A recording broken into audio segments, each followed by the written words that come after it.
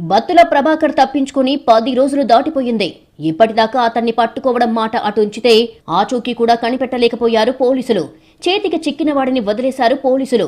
Battula Prabhakar alias Rahul Reddy ఈ most wanted criminal sketch వేస్తే fail అయ్యే ప్రసక్తే లేదు. అందుకే 5 రాష్ట్రాల్లో చోరీలు చేసి మోస్ట్ వాంటెడ్ గా మారాడు.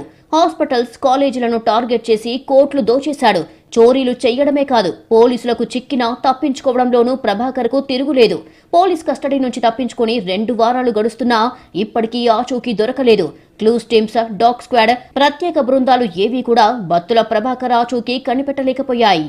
ఈ ఏడాది ఫిబ్రవరిలో హైదరాబాద్ గచ్చిబౌలిలోని ఓ పబ్ లో బత్తుల ప్రభాకర్ ను పోలీసులు పట్టుకున్నారు.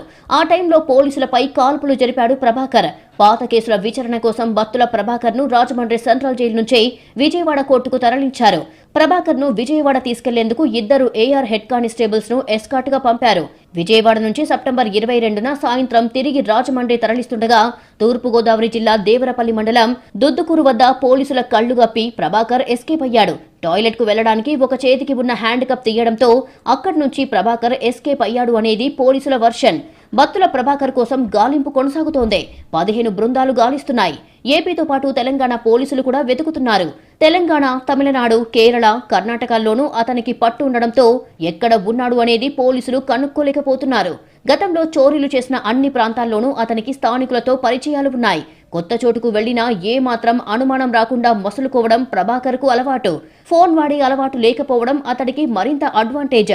ప్రభాకర్ ఆచూకీ తెలిపిన వారికి 50,000 నగదు బహుమతి అందిస్తామని పోలీసులు ప్రకటించినా ఫలితం లేదు. ఎన్ని రకాలుగా ప్రయత్నించినా బత్తుల ప్రభాకర్ ను పట్టుకోలేకపోవడం పోలీసులకు సవాలనాలో అవమానమనాలో అర్థం కాని పరిస్థితి నెలకొంది.